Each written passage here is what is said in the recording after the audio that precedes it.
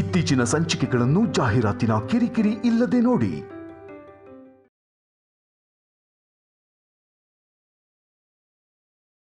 ಕೊಡು ಅಜ್ಜಿ. ಕೊಡಲ್ಲ ನಾನು. ಅಜ್ಜಿ ಕೊಡು. ಕೊಡ್ತೀಯ ಕೊಡಲ್ವಾ? ಹೊಡಿತೀನಿ ಈಗ. ದುಡ್ಡು ಕೊಡು ಅಜ್ಜಿ. ಹೊಡೆದ್ರು ನಾನ್ ಕೊಡೋದಿಲ್ಲ ಅಜ್ಜಿ. ಈ ವಿಹಾರಿ ಇವ್ರನ್ನ ಚೆನ್ನಾಗಿ ಆಡಿಸ್ತಿದ್ದಾನೆ. ನನ್ನ ಹೆಂಡತಿನೇ ಹೊಡೆಯೋಷ್ಟು ದೊಡ್ಡವನಾದೇನೋ. ನೀನ್ ಹೆಂಡತಿ ಅಲ್ಲ, ನನ್ನ ಅಜ್ಜಿ. ವಿಹಾರಿ,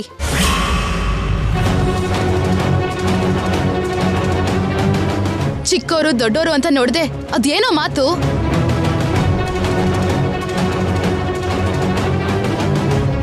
ನಾನು ಏನ್ ಹೇಳ್ದೆ ಮಮ್ಮಿ? ಅಜ್ಜಿ ಅಜ್ಜಿ ಅಂತ ಕರ್ದೆ, ಅದು ತಪ್ಪಾ?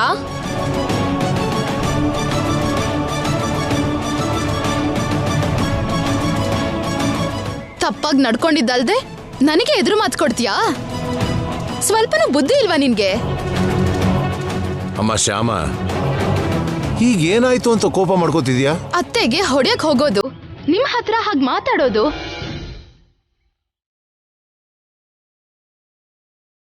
ಇದನ್ನೆಲ್ಲ ನೋಡ್ತಿದ್ರೆ ಬೈದೆ ಇನ್ನೇನ್ ಮಾಡ್ಬೇಕು ಮಾವ? ಅವನನ್ನ ತಪ್ಪು ತಿಳ್ಕೊಬೇಡಮ್ಮ. ಮಕ್ಕಳ ಜೊತೆ ಹೀಗ ಆಟ ಆಡೋದ್ರಿಂದ ತುಂಬಾ ಖುಷಿಯಾಗಿರತ್ತೆ. ಇವನು ಚಿಕ್ಕ ಹುಡ್ಗ, ಏನೋ ಒಂದ್ ಮಾತು ತಪ್ಪಾಯ್ತು ಅಂದ್ರು ಅದನ್ನ ದೊಡ್ಡದಾಗಿ ಮಾಡಕ್ ಹೋಗ್ಬಾರ್ದು. ಹಾಗೆ ಹೇಳ್ಬಾರ್ದು ಅಂತ ತಾಳ್ಮೆಯಿಂದ ಹೇಳ್ಬೇಕು. ಎಷ್ಟು ಸಲ ಅಂತ ಹೇಳಿ ಅತ್ತೆ? ದಿನ ದಿನಕ್ಕೂ ಇವನ್ ತುಂಟಾಟಕ್ಕೆ ಮಾತ್ಗೆ ಹದ್ದೇ ಇಲ್ದಿರೋ ಹಾಗಿದೆ.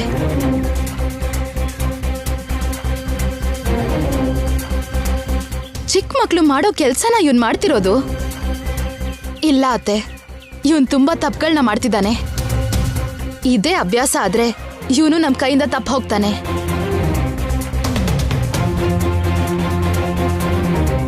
ಈಗಿಂದನೇ ನಾವು ಸರಿ ಮಾಡ್ಬೇಕು. ಅಮ್ಮ ಶ್ಯಾಮ, ಇವನಿನ್ನು ಚಿಕ್ಕ ಹುಡುಗನಮ್ಮ. ಬೈದ್ರೆ ಹೆದರ್ಕೋತಾನೆ ಹೊರತು ಅವನ ವರ್ತನೆನ ಬದಲಾಯಿಸ್ಕೊಳಲ್ಲ.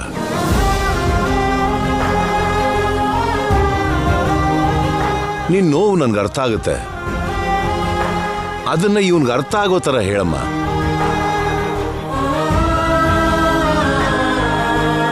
ಎಷ್ಟು ಸಲ ಇವನ್ನ ಕೂರಿಸ್ಕೊಂಡು ಕಂದ ಹೀಗ್ ಮಾಡ್ಬಾರ್ದು, ಹಾಗ್ ಮಾಡ್ಬಾರ್ದು, ಹೀಗ್ ಮಾತಾಡ್ಬಾರ್ದು, ಹಾಗ್ ಮಾಡ್ಬಾರ್ದು ಅಂತ, ಹೀಗ್ ಮಾಡಿದ್ರೆ ತಪ್ಪು, ಹಾಗ್ ಮಾಡಿದ್ರೆ ತಪ್ಪು ಅಂತ ಹೇಳ್ತಾನೆ ಇದೀನಿ ಮಾವ. ಆದ್ರೆ ಇವನ್ ಮಾತ್ರ ಅವನಿಗೆ ಬೇಕಾದನ್ ಮಾಡ್ತಾನೆ ಹೊರತು ನಾವ್ ಹೇಳೋದ್ ಯಾವುದು ಕೇಳ್ತಾನೆ ಇಲ್ಲ.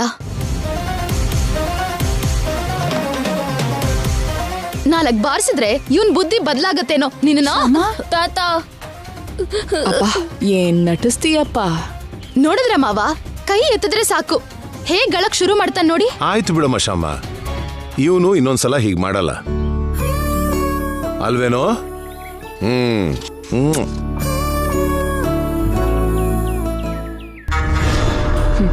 ವಿಹಾರಿ ಶ್ಯಾಮ ಮಗ ಅಲ್ಲ ಅಂತ ಗೊತ್ತಾದ್ರೆ ಇವ್ರ ಪರಿಸ್ಥಿತಿ ಏನು?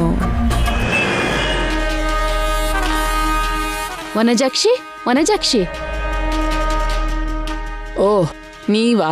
ಹೌದು ವನಜಾಕ್ಷಿ, ನಾವೇ. ಹೇಗಿದ್ಯಾ? ನನ್ ಜೀವನಕ್ಕೆ ಏನಾಗಿದೆ? ಚೆನ್ನಾಗೇ ಇದ್ದೀನಿ. ಯಾವತ್ತೂ ಇಲ್ದೇ ಇರೋದು ಇವತ್ ಗಂಡ ಹೆಂಡತಿ ಇಬ್ರು ಬಂದಿದ್ದೀರಲ್ಲ. ನನ್ನ ಮಗನಿಗೆ ಫಾರಿನಲ್ಲಿ ಮಾಸ್ಟರ್ಸ್ ಮಾಡೋಕೆ ಸೀಟ್ ಸಿಕ್ಕಿದೆ ವನಜಾಕ್ಷಿ ಅವರೇ. ತುಂಬಾ ಒಳ್ಳೆ ವಿಷಯ ಹೇಳಿದ್ರಿ. ಅದು ಕೇಳೋಕ್ ಚೆನ್ನಾಗಿದ್ರು ಅದನ್ನ ತೀರ್ಸೋಕೆ ತುಂಬಾ ಕಷ್ಟ ಆಗ್ತಿದೆ ವನಜಾಕ್ಷಿ. ಒಂದೇ ಸಲ ಇಂಥ ಮಾತು ಹೇಳ್ಬಿಟ್ಟಿಯಲ್ಲ. ನಿನ್ ಮಗ ಏನಾದ್ರೂ ಓದಲ್ಲ ಅಂತ ಹೇಳಿದ್ನಾ ಹೇಗೆ? ಅದೇನಿಲ್ಲ ವನಜಾಕ್ಷಿ ಅವರೇ, ನಮ್ಮ ಪರಿಸ್ಥಿತಿ ನಿಮಗೆ ಗೊತ್ತಿದೆಯಲ್ಲ. ಫಾರಿನ್ಗೆ ಹೋಗ್ಬೇಕು ಅಂದ್ರೆ ದೊಡ್ಡ ಅಮೌಂಟ್ ದುಡ್ಡು ಬೇಕು. ಅಷ್ಟೊಂದು ದುಡ್ಡು ನಮ್ಮ ಹತ್ರ ಇಲ್ಲ. ಮತ್ತೆ ಏನ್ ಮಾಡ್ಬೇಕು ಅಂತ ಅನ್ಕೊಂಡಿದ್ದೀರಾ? ನಿಮ್ ಮಗ ತುಂಬಾ ಚೆನ್ನಾಗಿ ಓದಿ ಫಾರಿನ್ ಅಲ್ಲಿ ಸೀಟ್ ತಗೊಂಡಿದ್ದಾನೆ. ಈಗ ಅವನನ್ನ ಕಳ್ಸ್ಕೊಡೋದು ನಿಮ್ ಕರ್ತವ್ಯ ಅಲ್ವಾ? ನಿಮ್ ಮನೆ ಪಕ್ಕ ಇರೋ ಲ್ಯಾಂಡ್ನ ನಿಮ್ಗೆ ಮಾರ್ಬೇಕು ಅನ್ಕೊಂಡಿದೀವಿ. ಇದಕ್ಕೆಲ್ಲ ಲ್ಯಾಂಡ್ ಮಾರೋದು ಯಾಕೆ? ನಿಮಗೆ ಎಷ್ಟು ದುಡ್ಡು ಬೇಕೋ ಅದನ್ನ ಸಾಲ ತಗೊಂಡು ಬಡ್ಡಿ ಕೊಡಿ. ಬೇಡ, ಬಡ್ಡಿಗೆ ದುಡ್ಡು ತಗೊಂಡ್ರೆ ತಿಂಗಳು ಬಡ್ಡಿ ಕಟ್ಟೋಕ್ಕಾಗದೆ ಪ್ರಾಣ ಹೋಗುತ್ತೆ. ಆ ಕಷ್ಟ ಪಡೋದಕ್ಕಿಂತ ಈ ಲ್ಯಾಂಡ್ ಮಾರೋದೇ ಬೆಟ್ರು ಅನ್ನಿಸ್ತು. ಅದಕ್ಕೆ ಈ ತೀರ್ಮಾನ ತಗೊಂಡ್ವಿ. ನೀವ್ ಹೇಳಿದ್ ಕೂಡ ಕರೆಕ್ಟೇ. ಇಷ್ಟಕ್ಕೂ ಆ ಪ್ಲಾಟ್ ಯಾವ ರೇಟ್ಗೆ ಹೋಗತ್ತೆ? ನಿಮಗೆ ಗೊತ್ತಲ್ಲ, ಈಗ ಭೂಮಿಗೆ ವಿಪರೀತ ಡಿಮ್ಯಾಂಡ್ ಇದೆ. ಮಾರ್ಕೆಟ್ ರೇಟ್ ಪ್ರಕಾರ ಒಂದು 50 ಲಕ್ಷ ಆದರೂ ಆಗುತ್ತೆ. 50 ಲಕ್ಷನಾ? ಹೌದು ವನಜಾಕ್ಷಿ, ಅದೇ ರೇಟ್ಗೆ ನಿಮಗ್ ಕೊಡ್ತೀವಿ. ಅಷ್ಟೊಂದು ದುಡ್ಡು ನನ್ನ ಹತ್ರ ಇಲ್ಲ. ನಿಮಗೆ ಮಾರ್ಕೆಟ್ ರೇಟ್ಗಿಂತ 10 ಲಕ್ಷ ಕಡಿಮೆಗೆ ಕೊಡ್ತೀವಿ. ಹೇಳ್ತಾ ಇದ್ದೀನಲ್ವಾ ನನ್ನ ಹತ್ರ ಅಷ್ಟು ದುಡ್ಡಿಲ್ಲ ಅಂತ. ಅತಿ ಆಸೆ ಪಟ್ಟು ನನ್ನ ಕೈ ನಾನೇ ಸುಟ್ಕೋಬಾರ್ದಲ್ವಾ? ಸರಿ ವನಜಾಕ್ಷಿ, ನೀನೇ ಒಂದ್ ಮಾತು ಹೇಳು, ಎಷ್ಟು ಕೊಡ್ತೀಯಾ ಅಂತ. ನೀವು ನನಗೆ ತುಂಬ ಕೇಳ್ತಾ ಇದ್ದೀರಾ. ನಾನು ಹೇಳೋದಾದ್ರೆ ಒಂದು 25 ಲಕ್ಷ ಕೊಡ್ತೀನಿ. ಅಷ್ಟೊಂದು ಕಡಿಮೆನಾ? ನನ್ನ ಹತ್ರ ಅಷ್ಟೇ ಇರೋದು. ಬೇಡದೇ ಇದ್ರೆ ಬೇರೆಯವ್ರಿಗೆ ಮಾರ್ಕೊಳ್ಳಿ. ಅದನ್ನ ಬೇರೆ ಯಾರು ತಗೊಳ್ತೀನಿ ಅಂದ್ರೆ ನೀನ್ ಬಿಡ್ತೀಯಾ? ನಿನ್ ಹೆಸರು ಕೇಳಿದ್ರೇನೆ ತಗೊಳ್ಳೋ ಧೈರ್ಯ ಯಾರೂ ಮಾಡಲ್ಲ. ಅದಕ್ಕೆ ಡೈರೆಕ್ಟ್ ಆಗಿ ನಿನ್ ಹತ್ರನೇ ಬಂದಿದೀವಿ. ನಮ್ಮ ಮಗನ ಭವಿಷ್ಯನ, ನಮ್ಮ ಕರ್ತವ್ಯನ ನಿಮ್ಮ ಕೈಲಿ ಇಡ್ತಿದ್ದೀವಿ. ಸ್ವಲ್ಪ ನೋಡಿ ಹೇಳಿ ವನಜಾಕ್ಷಿ ಅವರೇ. ನೀವೆಷ್ಟು ಕೇಳ್ಕೊಂಡ್ರು ನನ್ನ ಹತ್ರ 25 ಲಕ್ಷಕ್ಕಿಂತ 1 ರೂಪಾಯಿ ಜಾಸ್ತಿ ಇಲ್ಲ, ಕೊಡಲ್ಲ. ಸರಿ ಅಂದ್ರೆ ಹೇಳಿ, ತಗೋತೀನಿ. ಈಗ ಹಠ ಹಿಡಿದ್ರೆ ಹೇಗೆ ವನಜಾಕ್ಷಿ ಅವರೇ? ನಾನೇನ್ ನಮ್ಮ ಮನೇಲಿ ಕೂಡಿಟ್ಟಿರೋ ದುಡ್ಡಲ್ಲಿ ನಿಮ್ ಪ್ಲಾಟ್ ತಗೋಬೇಕು ಅಂತ ಅನ್ಕೊಂಡಿಲ್ಲ. ನಾನ್ ಕೂಡ ಬೇರೆಯವ್ರ ಹತ್ರ ಸಾಲ ಮಾಡ್ಬಿಟ್ಟೆ ನಿಮಗ್ ಕೊಡ್ಬೇಕಲ್ವಾ? ಇಷ್ಟ ಅರ್ಜೆಂಟ್ ಇರೋ ನೀವೇ ಬಡ್ಡಿಗೆ ದುಡ್ಡು ತಗೋತಾ ಇಲ್ಲ ಅಂಥದ್ರಲ್ಲಿ ನಾನು ನಿಮ್ ಬಗ್ಗೆ, ನಿಮ್ ಮಗನ್ ಭವಿಷ್ಯದ ಬಗ್ಗೆ ಯೋಚನೆ ಮಾಡಿ ಬಡ್ಡಿಗೆ ತಗೊಳ್ಳೋದು ಕೂಡ ರೆಡಿ ಆಗಿದ್ದೀನಿ. ನನ್ನ ಕಷ್ಟನೂ ಸ್ವಲ್ಪ ಅರ್ಥ ಮಾಡ್ಕೊಳ್ಳಿ. ನಿಮ್ಗೆ ಇಷ್ಟ ಇದ್ರೆ ಕೊಡಿ, ಬಲ್ವಂತ ಅಂತ ಏನೂ ಇಲ್ಲ. ದುಡ್ಡುಗೋಸ್ಕರ ಕೆಲವು ಸರಿ ಮನುಷ್ಯರು ಪ್ರಾಣನೇ ಬಿಟ್ಬಿಡ್ತಾರೆ ಅಂತ. ಅದರಲ್ಲಿ ಈ ಲ್ಯಾಂಡ್ ಯಾವುದು? ಸರಿ, ನಿಮ್ಮಿಷ್ಟ, ಹಾಗೆ ಮಾಡಿ. ಅಂದ್ರೆ 25 ಲಕ್ಷಕ್ಕೆ ನೀವು ಒಪ್ಕೊಂಡ್ರಾ? ಒಪ್ಕೋತಿದೀವಿ ವನಜಾಕ್ಷಿ. ನೀನ್ ಪೇಪರ್ಸ್ ಯಾವಾಗ ರೆಡಿ ಮಾಡಕ್ ಹೇಳ್ತೀಯ ಅವಾಗ ಬರ್ತೀವಿ. ಸರಿ, ದುಡ್ಡು ಅರೇಂಜ್ ಆಗ್ತಿದ್ದ ಹಾಗೆ ನಾನು ನಿಮ್ಗೆ ಹೇಳ್ತೀನಿ. ಆದಷ್ಟು ಬೇಗ ನಮಗೆ ಹೇಳ್ಬಿಡಿ. ಫಾರಿನ್ಗೆ ಹೋಗೋಕ್ಕೆ ತುಂಬಾ ಕಡಿಮೆ ದಿನ ಇದೆ. ಸರಿ ಸರಿ. ನಡಿ.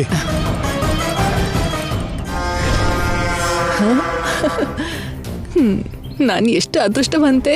50 ಲಕ್ಷಕ್ಕೆ ಸಿಗ್ಬೇಕಾಗಿದ್ದ ಪ್ಲಾಟು 25 ಲಕ್ಷಕ್ಕೆ ಸಿಗ್ತಿದೆ. ಅವ್ರಿಗೆ ದುಡ್ಡು ಕೊಡ್ತೀನಿ ಅಂತ ಮಾತೇನೋ ಕೊಟ್ಟೆ. ಇಷ್ಟ ಅರ್ಜೆಂಟಲ್ಲಿ 25 ಲಕ್ಷ ಹೇಗೆ ಅರೇಂಜ್ ಮಾಡೋದು? ಐಶ್ವರ್ಯ.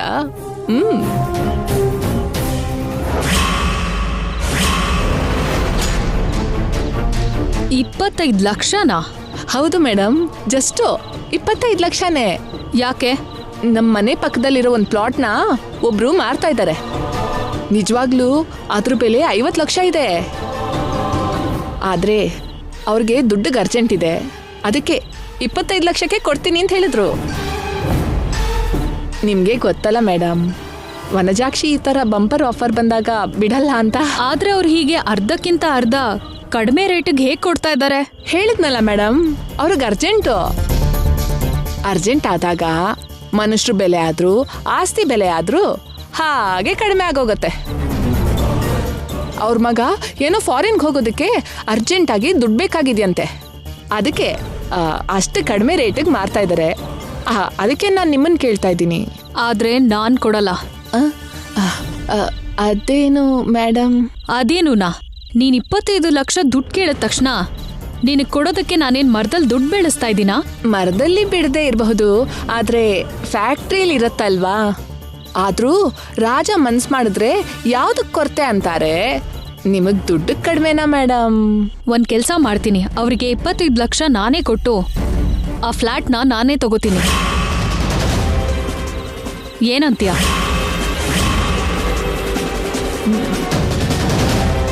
ಮೇಡಮ್, ನಾನು ಹೊಟ್ಟೆಗೆ ಹೊಡಿಬೇಡಿ ಮೇಡಮ್. ನಿನಗೆ ಕಮಿಷನ್ ಕೊಡ್ತೀನಿ ಬಿಡು. ಮೇಡಮ್, ನಾನು ಬಿಸ್ನೆಸ್ ಮಾಡೋಳಲ್ವಾ, ರಿಯಲ್ ಎಸ್ಟೇಟ್ ಏಜೆಂಟ್ ಅಲ್ಲ ಅಲ್ವಾ. ಆ ಪ್ಲಾಟ್ ತಗೊಂಡ್ರೆ ನನಗೆ ತುಂಬ ಹೆಲ್ಪ್ ಆಗುತ್ತೆ ಮೇಡಮ್. ಅಂದರೆ ಸಮಯಕ್ಕೆ ಬೇಕಾದಾಗ ಕೈಲಿರುತ್ತೆ ಅಂತ. ಆದರೂ ನಿಮಗೆ ಅದ್ಯಾಕೆ ಮೇಡಮ್?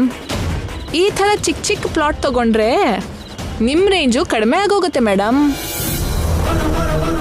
ಐಶ್ವರ್ಯ ಅಂದ್ರೇನು, ಈ ಥರ ಪ್ಲಾಟ್ ತಗೊಳ್ಳೋದು ಅಂದ್ರೇನು ಅಂತ 4 ಜನ 4 ಥರ ಮಾತಾಡ್ಕೋತಾರೆ ಮೇಡಮ್. ಯಾರು ಏನ್ ಅನ್ಕೊಂಡ್ರೆ ನನಗೇನೋ, ನಮ್ಗೆ ಲಾಭ ಬರುತ್ತೋ ಇಲ್ವೋ ಅನ್ನೋದನ್ನ ನೋಡ್ಬೇಕು ಅಷ್ಟೇ. ಇದೇನು ಹೀಗ್ ಮಾತಾಡ್ತಾ ಇದ್ದಾರಲ್ಲ, ನನ್ನ ಜೊತೆ ಆಟಾಡ್ತಾ ಇದ್ದಾರಾ ಇಲ್ಲ ನಿಜವಾಗ್ಲೂ ಆ ಪ್ಲಾಟ್ ತಗೋಬೇಕು ಅಂತ ಅನ್ಕೊಂಡಿದ್ದಾರಾ? ಏನಂತ್ಯ? ಅದೇ ಅಂತೀನಿ ಮೇಡಮ್, ಇದೊಂದ್ಸಲ ನನ್ನ ಮಾತಿಗೆ ಒಪ್ಪಿ ನಾನು ಕೇಳ್ದಷ್ಟು ದುಡ್ಡು ಕೊಟ್ಬಿಡಿ ಮೇಡಮ್. ನೀವು ಹೇಗೂ ನನಗೆ ಕೆಲಸ ಹೇಳ್ತಾ ಇರ್ತೀರಲ್ವಾ, ನೀವು ಹೇಳಿರೋ ಕೆಲಸ ಮಾಡ್ತಾ ಆ ದುಡ್ಡನ್ನೆಲ್ಲ ತೀರಿಸ್ಬಿಡ್ತೀನಿ. ಏನು, ನಾನ್ ಹೇಳೋ ಕೆಲ್ಸ ಮಾಡಿ ಆದಷ್ಟು ಬೇಗ ದುಡ್ಡನ್ನ ತೀರಿಸ್ತ್ಯಾ? ಅಂದ್ರೆ ವಾಪಸ್ ಕೊಡಲ್ವಾ? ನೀನ್ ಕೇಳ್ತಿರೋದು ಸಾಲ ಅಲ್ವಾ? ಸುಮ್ಮನಿರಿ ಮೇಡಮ್, ನಿಮಗೂ ನನಗೂ ಮಧ್ಯ ಋಣಾನು ಬಂದ ಯಾಕೆ? ಸಹಾಯಕ್ಕೆ ಸಹಾಯ ಅನ್ಕೊಂಡು ಹೋಗೋಣ. ಅಗತ್ಯ ಇದ್ರೆ ನಿಮ್ಗೆ 4 ಕೆಲಸ ನಾನು ಹೆಚ್ಚಿಗೆ ಮಾಡ್ಕೊಡ್ತೀನಿ ಬಿಡಿ. ಎಷ್ಟೇ ಕೆಲಸ ಮಾಡಿದ್ರು 25 lakhs ಅಂದ್ರೆ ಟೂ ಮಚ್. ನಾನೇನೋ ನೀನು ಸಾಲ ಕೇಳ್ತಿದ್ಯಾ ಅಂತ ಅನ್ಕೊಂಡೆ. ಹೀಗಾದ್ರೆ ನಾನ್ ಕೊಡೋ ಚಾನ್ಸೇ ಇಲ್ಲ. ಮೇಡಮ್, ಹಾಗೆ ಹೇಳ್ಬೇಡಿ ಮೇಡಮ್. ಅಲ್ದೆ ನೀನು ಯಾವಾಗ್ಲೂ ಮಾಡೋ ಕೆಲ್ಸಕ್ಕೆ ನಾನ್ ಈಗ ದುಡ್ಡು ಕೊಡೋದೇನು? ನೀನ್ ಆವಾಗ ಮಾಡ್ತೀಯೋ ಇಲ್ವೋ? ಮಾಡ್ತೀನಿ ಮೇಡಮ್. ಆಗ ನಿನ್ ಅಗತ್ಯ ಇರುತ್ತೋ ಇಲ್ವೋ? ಇಲ್ಲಿ ತನಕ ಕಾಲು ಹಿಡ್ಕೊಂಡೆ, ಈಗ ಜುಟ್ಟು ಹಿಡಿಬೇಕು. ಅಲ್ಲಿ ತನಕ ಕೇಳಲ್ಲ. ಮೇಡಮ್, ನೀವು ನನಗೆ 25 ಲಕ್ಷ ಕೊಡಲೇಬೇಕು.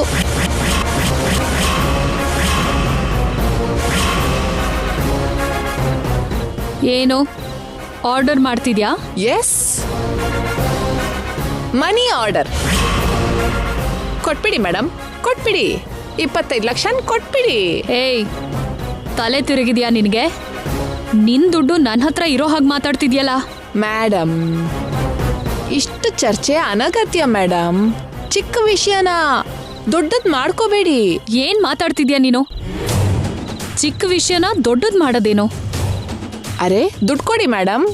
ಏಯ್, ಕೆನ್ನೆ ಚೂರಾಗೋಗುತ್ತೆ. ನನ್ ಮೇಲೆ ವಾಯ್ಸ್ ರೇಸ್ ಮಾಡ್ತಿದ್ಯಲ್ಲ. ಇಲ್ಲಿ ವಾಯ್ಸ್ ಜೋರಾದ್ರೂ ಪರವಾಗಿಲ್ಲ ಮೇಡಮ್. ಹೊರಗೆ ಹೋಗಿ ಇದೇ ಸೌಂಡ್ನ ಅಲ್ಲಿ ಮಾಡಿದ್ರೆ ನಿಮಗೆ ತುಂಬಾ ಪ್ರಾಬ್ಲಮ್ ಆಗತ್ತೆ.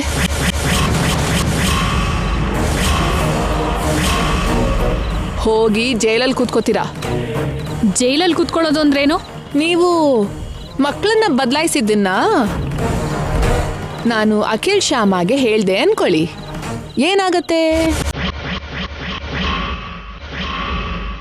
ಹಾಗೆ ಈ ಕಡೆ ಪೂರ್ಣಾಗ್ ಹೇಳ್ದೆ ಅನ್ಕೊಳ್ಳಿ, ಏನಾಗತ್ತೆ?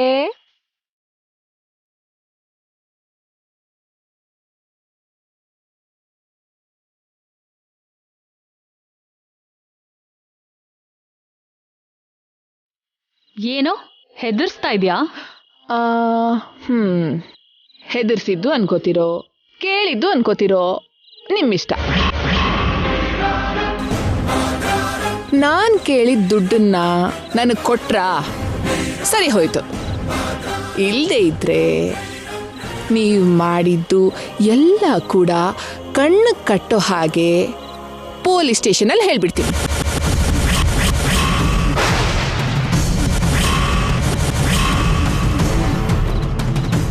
ಏ ವನಜಾಕ್ಷಿ, ಇದು ಸರಿ ಬರಲ್ಲ ನೋಡು. ಅಯ್ಯೋ, ಯಾಕೆ ಮೇಡಮ್ ಹೀಗೆ ಮಾತಾಡ್ತಾ ಇದ್ದೀರಾ? ನಾನು ನಿಮ್ಮ ಹತ್ರ ಕರೆಕ್ಟಾಗಿ ಕೇಳ್ತಾ ಇದ್ರೆ ನೀವು ಕಾಲ್ ಕೆರ್ಕೊಂಡು ಜಗಳಕ್ಕೆ ಬರ್ತಾ ಇದ್ದೀರಾ. ನೀವು ಚೆನ್ನಾಗಿದ್ರೆ ನಾನು ಚೆನ್ನಾಗಿರ್ತೀನಿ, ನಾನು ಚೆನ್ನಾಗಿದ್ರೆ ನೀವು ಚೆನ್ನಾಗಿರ್ತೀರಾ. ಅದಕ್ಕೆ ಹೇಳ್ತಾ ಇರೋದು. ಜಸ್ಟ್ 25 ಲಕ್ಷ. ನಿಮಗೆ 1 ವಾರ ಟೈಮ್ ಇದೆ. ಅಷ್ಟರಲ್ಲಿ ರೆಡಿ ಮಾಡಿಬಿಡಿ. ಬರ್ತೀನಿ ಮೇಡಮ್.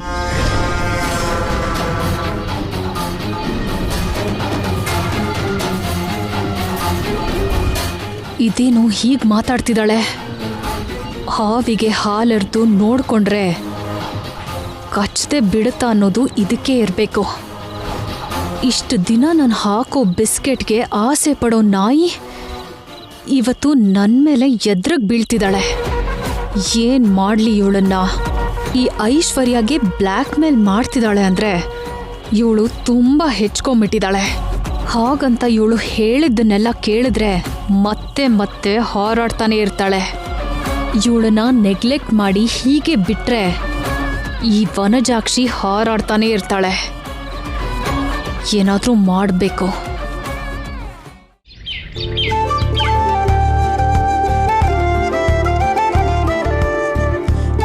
ಕೃಷ್ಣ, ಈ ಪಾಂಪ್ಲೆಟ್ ತಗೊಳಪ್ಪ.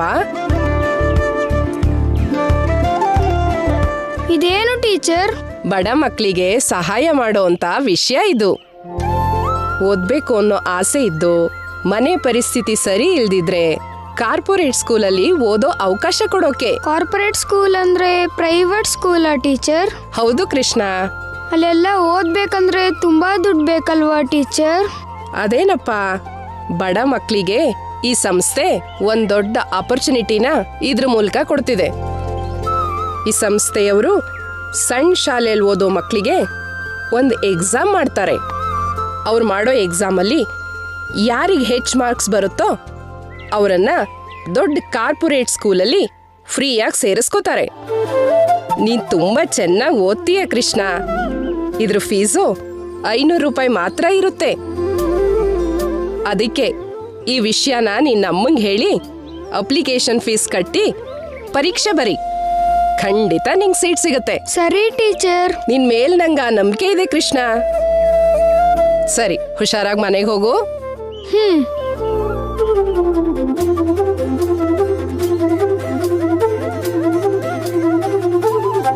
ಬಾಯ್ ಟೀಚರ್.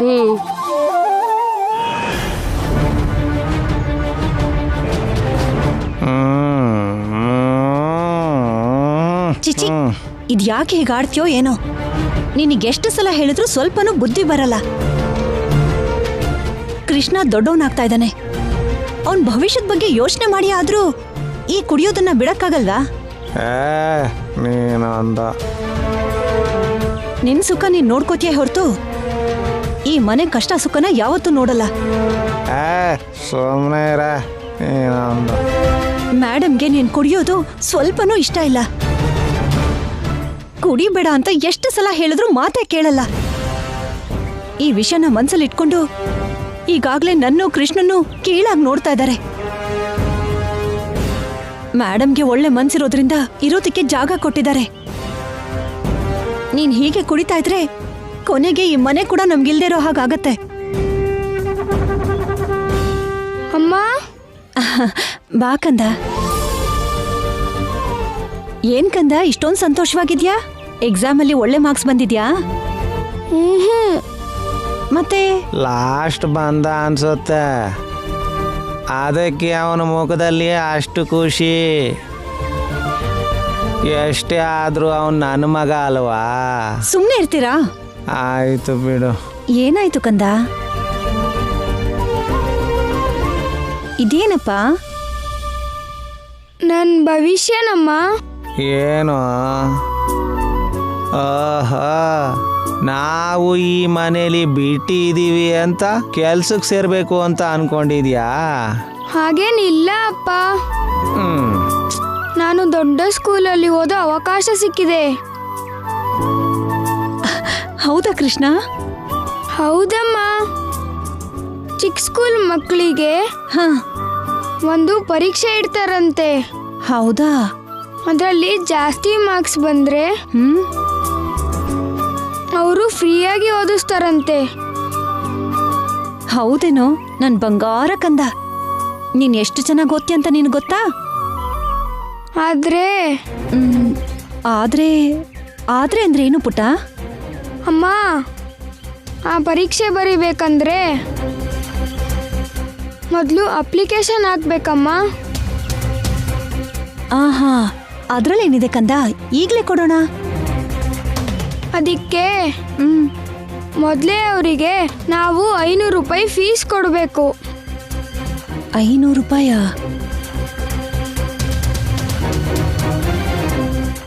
ಏಯ್ ಕೃಷ್ಣ, ಇದೆಲ್ಲ ಮೋಸ ಕಾಣೋ. ಮೋಸ ಅಲ್ಲ, ಏನೂ ಅಲ್ಲ ಅಪ್ಪ, ನಿಜ. ನಮ್ಮ ಟೀಚರೇ ಹೇಳಿದ್ದು. ಪೂರ್ಣ, ನೀನಾದ್ರೂ ಅರ್ಥ ಮಾಡ್ಕೊಳೆ. ಇದೆಲ್ಲ ದುಡ್ಡಿಗೋಸ್ಕರ ಅವಳು ಆಡ್ತಿರೋ ನಾಟಕ. ನಾವು ಬಡವರಲ್ವಾ ಪೂರ್ಣ, ನಮಗೆ ಹೊಸ ಹೊಸ ಆಸೆ ತೋರಿಸಿ ಅವರು ಬುಟ್ಟಿಗೆ ಹಾಕೋತಿದ್ದಾರೆ. ಫ್ರೀ ಅಂದ ಕೂಡಲೇ 500 ಅಲ್ವಾ ಅಂದ್ಕೊಂಡು ಹಿಂದೆ ಮುಂದೆ ಯೋಚನೆ ಮಾಡದೆ ಸಾಲ ಸೋಲ ಮಾಡಿ ಅಪ್ಲಿಕೇಶನ್ನ ತಗೋತೀವಿ. ಅವರು ಆ ದುಡ್ಡನ್ನ ನುಂಗ್ ಹಾಕ್ತಾರೆ. ಆಮೇಲೆ ನಮ್ಮನ್ನ ನಂಬಿಸೋಕ್ಕೋಸ್ಕರ ಪರೀಕ್ಷೆ ಇಡ್ತಾರೆ. ಆದ್ರೆ ಸೀಟು ಮಾತ್ರ ಕೊಡಲ್ಲ ಪೂರ್ಣ. ಎಲ್ರೂ ನಿಮ್ ಹಾಗೆ ಇರ್ತಾರೆ ಅನ್ಕೋಬೇಡಿ. ಒಳ್ಳೆಯವರು 4 ಜನಕ್ಕೆ ಸಹಾಯ ಮಾಡೋರು ಕೂಡ ಇರ್ತಾರೆ. ಅಯ್ಯೋ ಪೂರ್ಣ, ನನ್ನನ್ನು ನಂಬದೇ ಇದ್ರು ಪರವಾಗಿಲ್ಲ ಪೂರ್ಣ, ಆದರೆ ಅವ್ರನ್ನ ಮಾತ್ರ ನಂಬಿ ಮೋಸ ಹೋಗಬೇಡ ಅಂತಿದ್ದೀನಿ. ಇಷ್ಟಕ್ಕೂ ಇವನು ಪರೀಕ್ಷೆ ಬರೆದು ಮಾಡೋದೇನಿದೆ? ಈಗ ಓದ್ತಿರೋ ಸ್ಕೂಲಲ್ಲಿ ಚೆನ್ನಾಗೇ ಓದ್ತಿದ್ದಾನಲ್ಲ, ಅಲ್ಲೇ ಓದ್ಲಿ ಬಿಡು. ಇವಾಗ ನೀವು ಹೇಳಿದ್ ಸಾಕು, ನಿಲ್ಸಿ.